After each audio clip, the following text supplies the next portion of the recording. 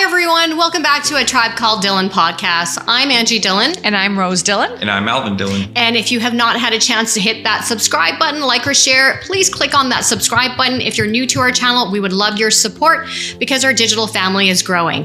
Today, and in honor of October being Autism Awareness Month in Canada, we have Julia Mitchell in the studio who's going to share and teach us about her journey and learning and getting an autistic diagnosis. Is that fair to say, Julia, or autism diagnosis? Yeah, autism diagnosis, autistic. Okay. I think the same. Okay. Well, welcome. Thank you. Yeah. Welcome. Before we get into understanding your story, hearing from you, learning from you, I'm just putting a disclaimer out there right now before we get into our Win of the Week segment. The three of us know nothing about autism, and we are in the business of bringing stories to our listeners that is going to elevate, motivate, and inspire them to understand and learn different perspectives. That is why, and we're all about creating an inclusive society and community. So for me, it was really important, and for the three of us, to bring on guests that are going to teach us something that we don't know anything about, and also topics that are uncomfortable in our community to speak about. And that's why I'm so excited and so proud that you're gracing us with your presence today. You're super brave, but we just wanted to put that out there. So if I say something that is not correct in the autism community, my apologies in advance. I'm not here to discriminate anything. I'm here to learn, and I might not know what the correct word is to say. And that's why Julia is here to correct us and teach us. Well, I just want to say, I love that you're doing this work. It's like hugely important. It's very impactful, and people need to hear about it because often our views and our perspectives aren't shared that much. And so thank you so much for bringing me on. And I want to also say, I don't consider myself an autism expert. I'm just one autistic person, and I'm still trying to figure it out. And I'm also a person who has quite a bit of privilege. So again, that's going to also change, have a way about my perspective. So I just want to say that up front because it's different for everyone. No, and that's great. And I like how you said privilege. Yeah, I love that. Yeah, that's exciting. We're going to get into our Win of the Week segment. Before we get into that, you and I met in February. You volunteered for a work event for me, and I did not know anything about you. I did not know that you're autistic, but we just jived. I thought, heck, you were one of the trainers or the teachers for this event when we brought the rest of the students for my event. We clicked right away, and then you said to me, do you have IG? I want to stay in touch with you. All the other girls, and I was like, I love you too. We just click. There's something magnetic about you that pulled us together. And then I said to you, actually, I don't tell anybody right now that I have a podcast. It's on the down low. This is my side hustle. And you're like, what? And then a couple months later, I saw you again at a store, right? And we clicked again. And you said, I watch your podcast and I like the stuff that you do. And then I asked you, I said, and I saw you at the opening of something that was autism related, right? Yeah. And that's what I was like, what are you doing here? And then you said to me, you shared a little bit about your story and your journey of being autistic and getting your diagnosis. And I said, would you like to be on the podcast one day to share your story? And you said to me, oh no, not right now, right? But a couple months later, you and I connected again. This was in June, and this episode is now airing in October. But you said to me, when I'm ready, I'm going to come and speak to you, and you're going to be the first podcast that I come on. And I just want to say thank you for being brave. Yes. And we're so happy that you graciously accepted our offer to be on the podcast. Yeah. Thank you for still having me to come, even though I said no initially. Well, no, thank you for educating us because again, I read a lot of books and you can read books on this, but there's something different about having that conversation with someone who is experiencing it firsthand. I think it gives us a different level of understanding. So I'm really grateful for you to coming on and teaching us today about this and our viewers. Let's get into our Win of the Week segment, Julia. So our Win of the Week segment. Can I say something? Yeah, absolutely. I want to say that I think the thing that I saw you at in the airport was when we were opening the cafe? Yes. The Neurodivergent Cafe Paper Planes. Yes. The organization I have. The Pacific Autism Family Network has the Paper Planes Cafe that helps people on the spectrum get employment by having an inclusive workforce and having a training program. Yes. For us to go into and then helps us get jobs. So that was a really special day. Yeah, it was. And we connected. And that's why I was like, hey, what are you doing here? And then you shared your story. And that goes to show we don't need to know anybody's background. Right. It's all about energy and how a person makes you feel. And when I was in your presence, you were this bubbly, light, your energy. I didn't know your story, but all I know is that here's this young, beautiful girl that has so much to offer to the world. And we just connected. And I said, you have to share your story. So thank you for that. Mm-hmm. You told me you said that you're Sasha Fierce. I did say that to you. I said to you, think of create an alter ego, right? Right. Yeah. I should have really thought about who I was going to be today. But that's what I said to you. And then you said to me, Angie, the light bulb went off. And I said to you sometimes, when I do the podcast, I still get the heebie-jeebies and we still get nervous because we're still learning every single day. And I said to you, sometimes some days when I'm just not 100%, I create an alter ego. And that's the Angie that comes out and pulls me out of bed to have these conversations. I'm just like you. I still feel like sometimes I'm out of my element. Yeah, well, my manager says I get imposter syndrome all the time. So, yeah, maybe if I had my alter ego even at work, then I would feel like them. Like, is it Miss Congeniality? Yeah. Or the other work person? Sandra Bullock in Miss Congeniality, right? Oh, I love Sandra. We do too. And you actually resemble you Sandra do. Bullock. You do. Yeah. You do. I was just watching The Blind Side the other day again for like the 20th time. I'm like, such a great movie. Thank you, really Sandra. I think I've only seen her in The Proposal, if I'm honest. Okay, we're going to get you to watch The Blind Side. it's Game changer. It's probably one of her best movies. Yeah, it is. Now, we're going to get into a win of the week segment because sometimes, Julia, when I have guests on, I get very excited and I overlook the win of the week segment and I forget. But win of the week segment, it's so important for us and we want to make sure that we repeat it every time we have guests that come on the podcast. It is a segment that, we highlight something positive that happened for us in the week just to keep the positivity vibe going and just being grateful and not falling into the negativity rut. You are our guest. Can I get you to share a win of the week that happened for you this week? It's so hard to pick one. Well, can I say A, B? Whichever you like. Okay, A, this one, because this is the thing I want to do is autism advocacy, and I wouldn't be able to do that without people who wanted to listen. So this is my A. Oh, yay! And then my B was I did my rehearsal for the TED Talk earlier in the week. I cried during that a lot and I was very nervous. But yeah, there's just realizing that the life that I want to have and the work that I want to do seems to be happening and that maybe the hard work I put in is paying off. Oh, yeah. Now I want to back it up a little bit because you said it so You just quickly. dropped a bomb there. You just dropped a major truth bomb and you're like, no big deal. So say it again. You are going to be doing a TED Talks? Yeah, on October the 5th. October the 5th. Wow. That's amazing. And speaking of TED Talks, when you and I were conversing a couple of months ago, back and forth by text, when you said to me, Angie, I think I'm ready to be on the podcast. Do you remember the text message you sent me? We were speaking back and forth and, I said to you about the alter ego. And I said to you, you're going to be great, Julia, sharing your story with our listeners and to the world. And one day, I don't know why, but I have this feeling and this gut feeling that you're going to do a TED Talks one day. You didn't say anything, you paused. And then all of a sudden, I think it was 10 minutes later, you're like, how did you know? And I said, how did I know what? You said TED Talks. How did you know? I said, I don't know, but I just saw some energy around you. And you said, I actually am auditioning for TED Talks. Do you want to share that story a little bit? I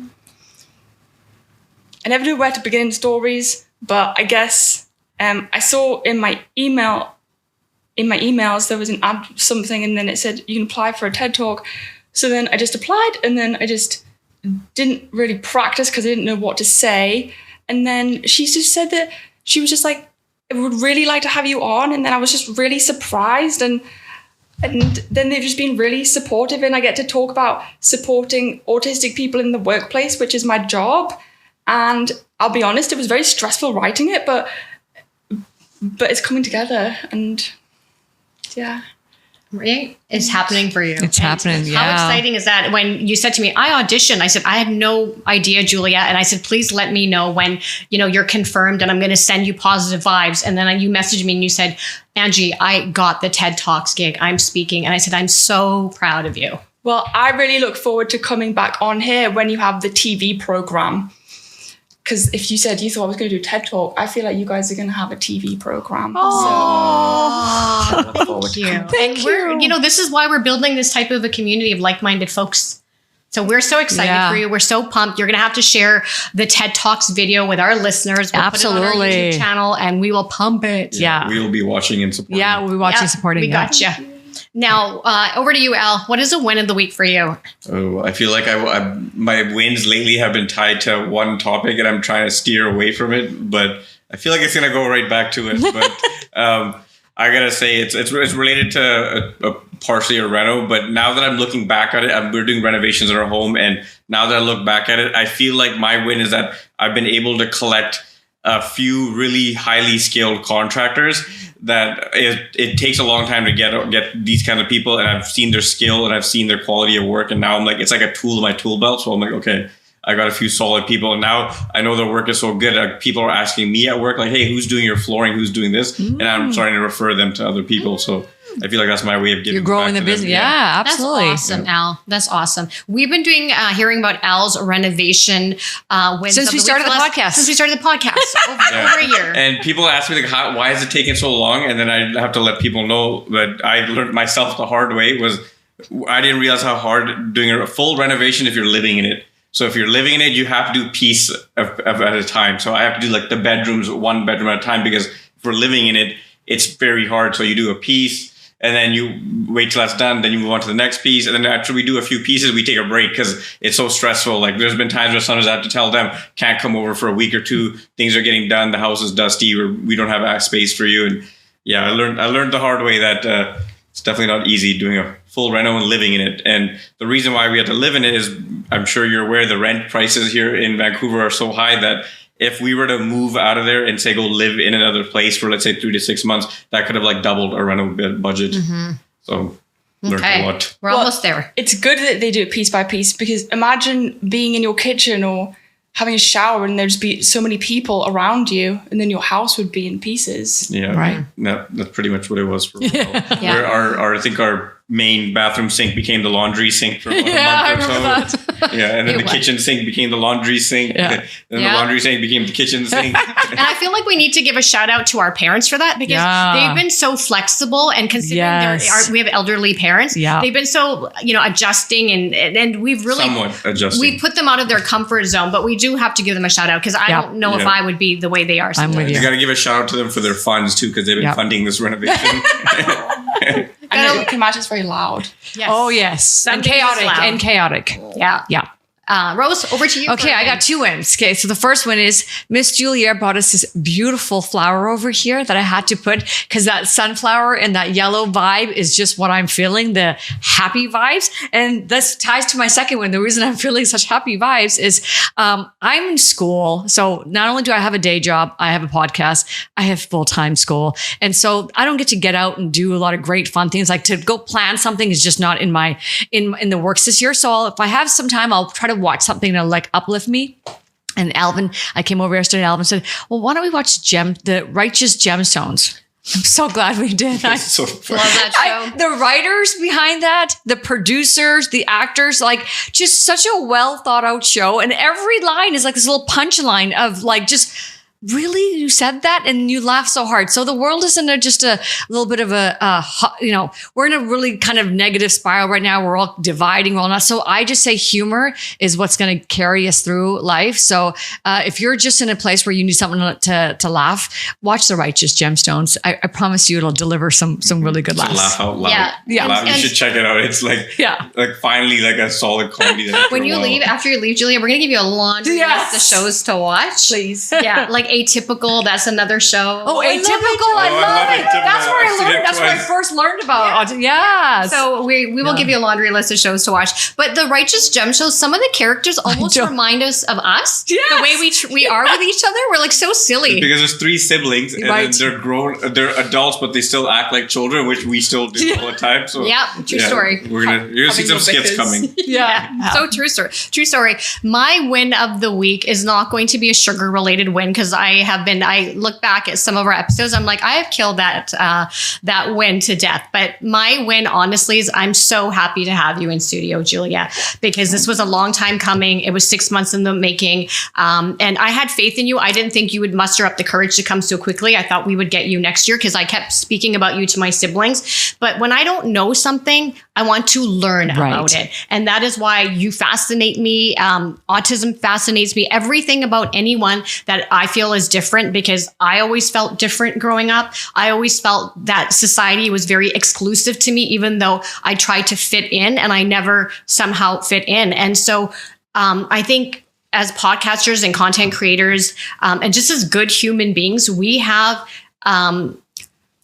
what's the word I'm trying to look at? We have a responsibility to make us all feel inclusive and take all of our differences and make them into similarities, because we all connect with each other at the end of the day. And we all want to just make the world a better place. So my win is thank you so much for being on the podcast with us. Thank you. I just want to pinch you. I do this all the time when the guests come, that I'm so excited and I pinch them like they're here.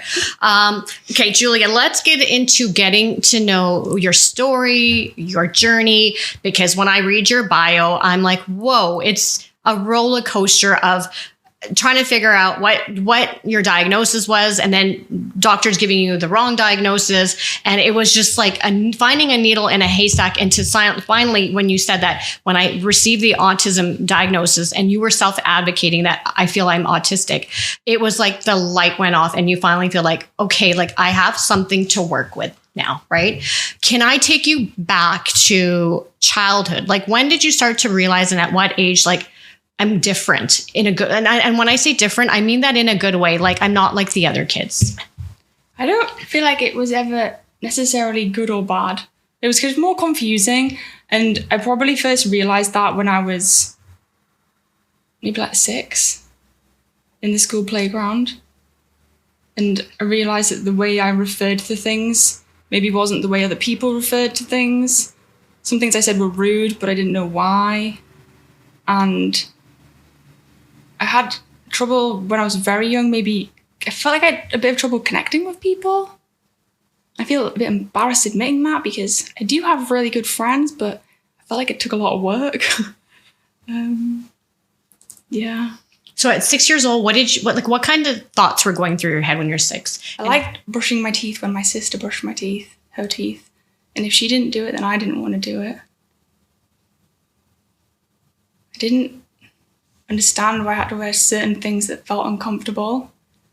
And that really annoyed me. I just felt like there was a lot of rules to follow about how to act that didn't make sense to me. But they seemed to really make sense to a lot of other people. And it took a lot of my attention span trying to concentrate on doing those things, as apart from actually just listening in school. And so I felt like I was always concentrating on how to act the right way, but then I couldn't do the stuff, I think, because a lot of the time I was busy concentrating on how to look like I was doing the things. Does that make sense? Yeah. Mm-hmm. Yeah. That's the thing, right? Society, I always say, wants us to be a certain way and wants to mold us a certain way when we don't conform to that mold. We're all individual. Yeah. So that was a trying time for you. Yeah. I remember people saying that school would be the best time of your life. And I just remember thinking, wow. That's a lie. That's a load of bullshit. Yeah, I just remember thinking the school is, if it has to get worse than this, which I'll be honest, I had so many great things. So the fact that I felt that always felt really I felt so ashamed that I had all these bad things when I was clearly had such great opportunities, but it felt so uncomfortable inside. So I had a lot of shame about that, always feeling I was really maybe ungrateful. But I just remember telling myself, people would come into school and do motivational talks and they would speak to the kids that were dyslexic or struggling. I just remember thinking, wow, man, one day I want to be like you. One day I just want to win at life so that I can just be school, And I really feel like I have, I've done so many amazing jobs and I've finished school and I've met amazing people. It's just, yeah. Were kids mean to you in school? I don't think so. Like, it wasn't that no one was ever really mean to me, I don't think. And I don't know if anyone else thought I was mean. I think I felt like the teachers were mean. Yeah, I did too. Really? Yeah. Did you think it's because they didn't understand how to work with you? Well, I think it was difficult for them. Yeah, I was difficult for them. In meaning, in what way?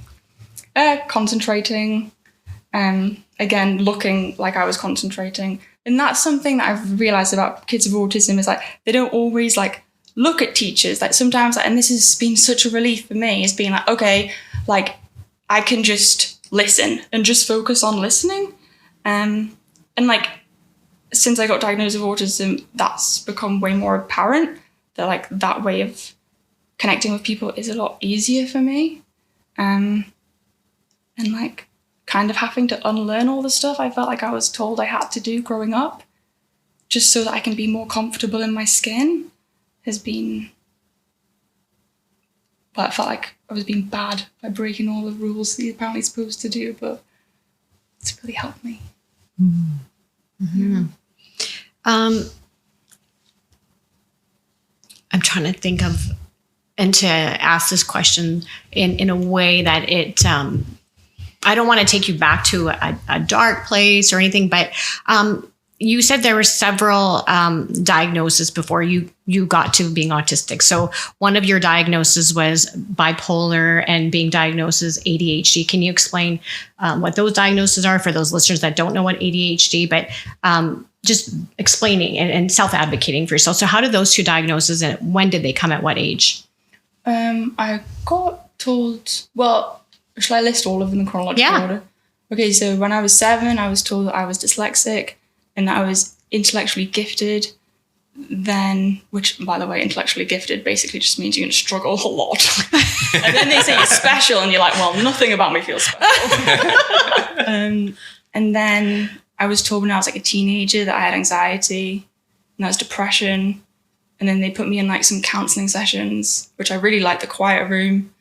And then when I was, I did like struggle at work and things. And then I started like saying to my doctor, like, look, there's some things that other people are doing at work and like, I'm not doing them and I'm trying, but like, I feel like I'm going to have a panic attack when I do them.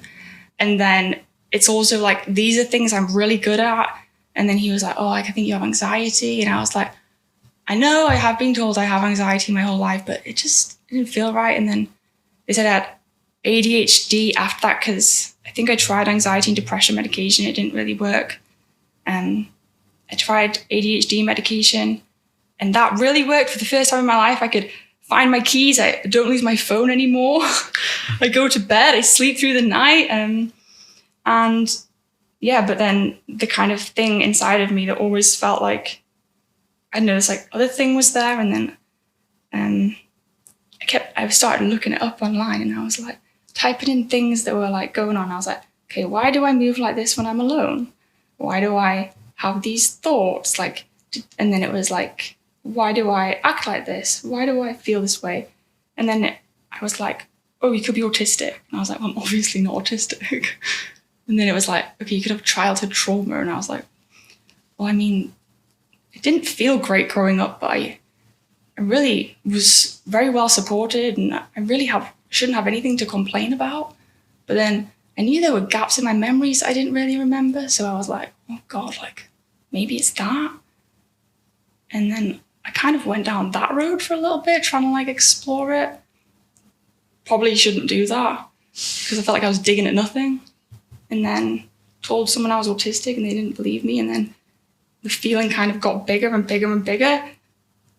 And then I don't know if I should say this, but then I ended up going to the mental health unit and they were asking me questions and I said, I think I might be autistic. And they said no, because I was too social and I am pretty social.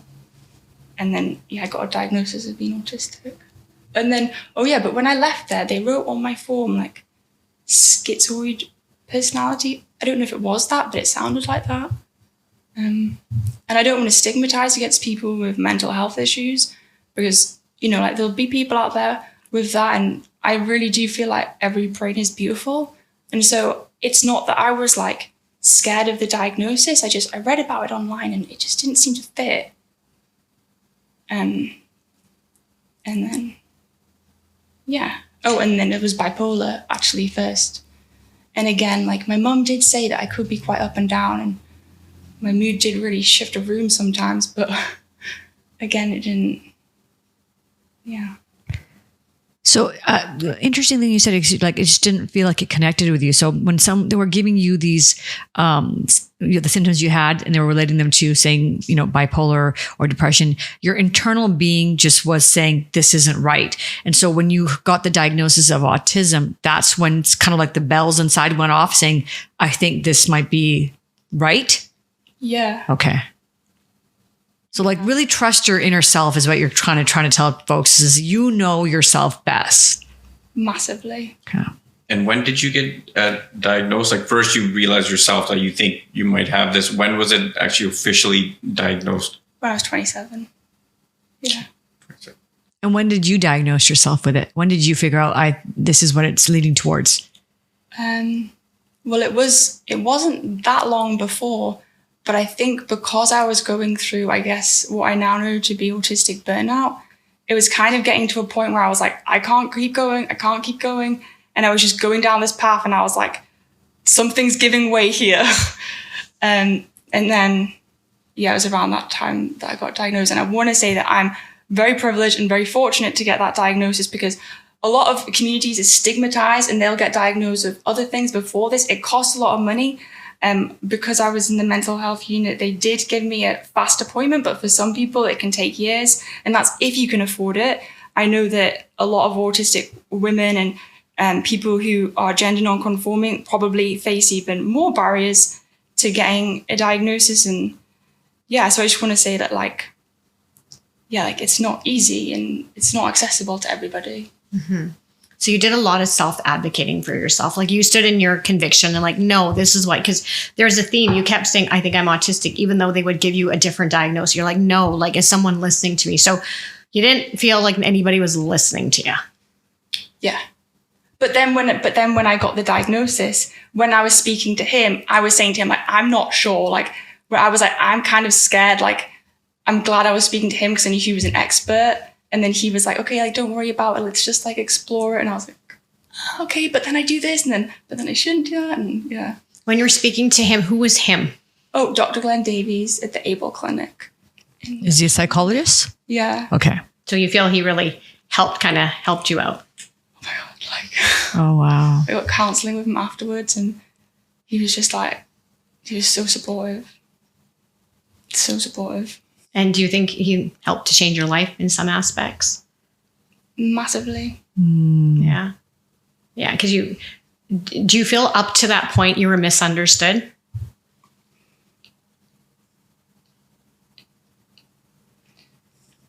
I just felt like there was something wrong with me.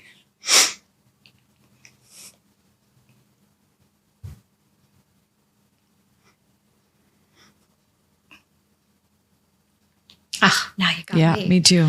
Can you pass me tissue? Yeah. Don't we all kind of feel that way sometimes? Yeah. Right? There's something wrong with it. Society makes us think there's something wrong with us. Oh, yeah. And the worst part was then after I got the diagnosis, I then like read up about it. And then it really confirmed there was something wrong with me. Because like so much stuff that's written about autistic people is just like horrible. And like,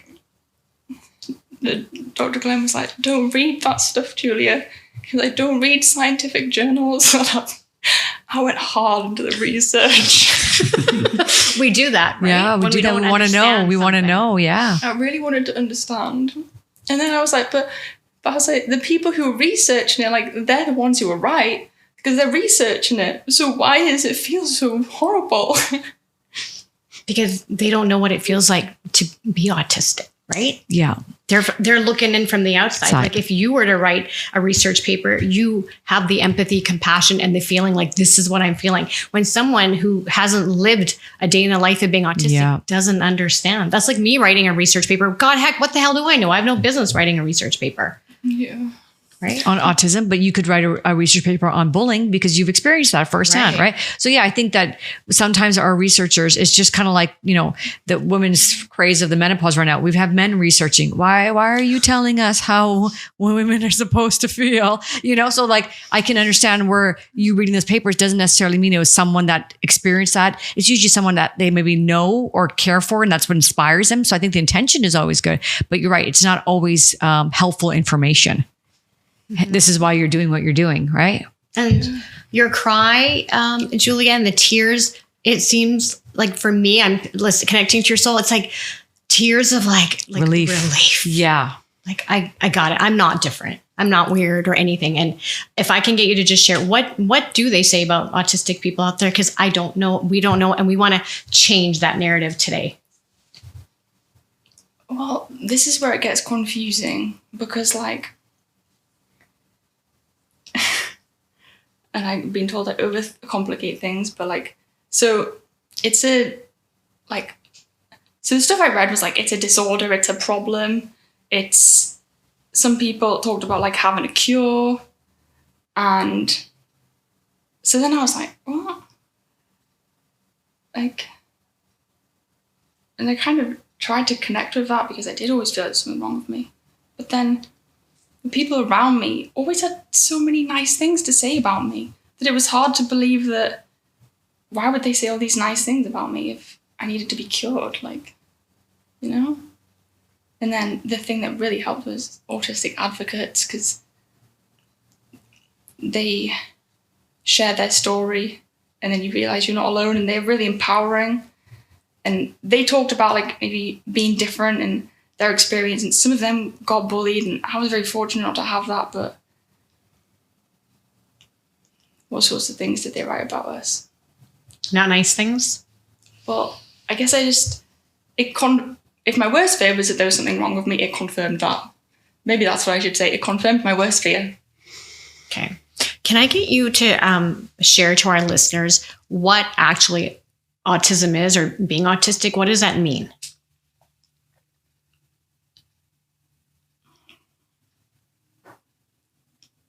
So the thing that there's so many ways to explain it that it gets confusing. So to a non-autistic person, I guess the best way to describe it would be that we're just different. The way we just process information is different. And it's just a neurological difference. We can be more sensitive to our surroundings or less sensitive. And so the way we process sensory information and the way we process other information is different. So sometimes that affects the way we output information is different as well. So the way we can be perceived is different. So the best way to describe it is that it's just a difference, neurological difference. Can you give me an example of something that you process and then that maybe your friend processed it differently, that you were able to kind of put the two and two together?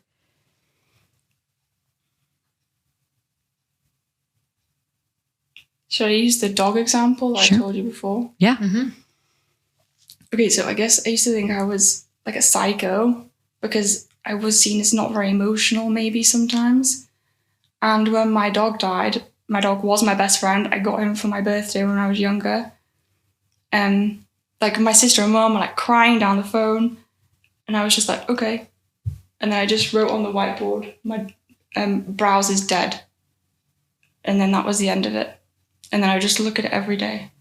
And I would just repeat over and over, browse is dead. Browse is dead. Browse is dead. And this is before I found out I was autistic. I just thought I was a really bad person. But that's what helps about the diagnosis, is you learn things that it's just a different way of processing. Mm-hmm. Can I ask you a question? Mm-hmm. When you wrote, is it browse? Yeah. Browse is dead. Did that help you when you wrote it out? Did that help you to process and through your grieving? Because we all grieve differently. Oh, see, I get scared about saying things in case it sounds bad. if my mum moved house, I would write down her new address. And the dog was gone. And so I didn't want to forget, because that would be a bad thing to forget, which makes me sound really bad. And so I wanted to make sure that I remembered. So I put him there because this is why, because I remember there were times when, I was worried that I would forget that he died, and then I would be thinking about him, and I would be excited to see him when I got home, and I'd want to ask questions about him. And then if I was told the information again, then it wouldn't be true. Does that make sense? Mm-hmm. Mm-hmm. So then I didn't want to fall down that trap of thinking he was alive when he wasn't. So I wrote it to remind me, because I wouldn't like that. I wouldn't like to be like, oh yeah, how's my dog? And then he'd be dead. Mm-hmm. When I asked you about Browse, you lit up. Yeah. You smiled. Yeah. What was Browse like, and how old was Browse? What kind of dog was Browse? Browse, I got him from a farm, and he was like this big, and he had eyebrows, little orange ones. And then everyone was like, what are you going to call him? And I was like, Browse. What kind of breed was Browse? He was a hunter weight from New Zealand. Wow. And his breed, they like to apparently run over the backs of the sheep when they herd them. And then it was from my mum's friend on the farm, and he was half collie. He was a very wild animal, and my grandma bought me a book called The 100-mile-an-hour Dog because he was so fast. And then they brought out the 1,000-mile-an-hour dog, and he had got faster. When he bounced on the trampoline, he would run around the trampoline. He was such a character. Did Browse help with when you were, discovering and learning about yourself? Like, did he bring comfort to you? Maybe because he was very different. Maybe, yeah. Sometimes I do wish I'd been more gentle with him. I think that's another thing I realised I had a lot of shame about, is I can be quite rough. And sometimes I'd probably grab him and yank him towards me. And then when he wanted to get away, I would pin him down and make him hug me. You're a little feisty there, eh? I know. Julia, I did not know that. You look like a delicate flower like this. Listen, we all need a little feistiness. Yeah. I got it in me too. Forced him to love me. Yeah. Sometimes we do that to our partners. Yeah. Wow. Yeah. Hey friends, thank you for tuning into this episode. This was part 1 of our conversation with Julia Mitchell, learning everything about autism. Please make sure you come back in a couple of weeks, because Julia will be back in the studio, and we're going to share part 2 of our amazing conversation. We decided to break it up just because it's heavy, it's interesting, and I think it deserves, and it's impactful. And I'm not going to lie, sometimes my attention span, Julia, at the 25-minute mark, I'm like, and I'm checked out. So that is why we like to break up episodes, just to make sure that our viewers and our listeners get all of the information. So friends and family, we're going to be back in 2 weeks, and Julia's going to be back then as well. Thanks so much for tuning in. Hit that subscribe button, and bye for now. Bye-bye.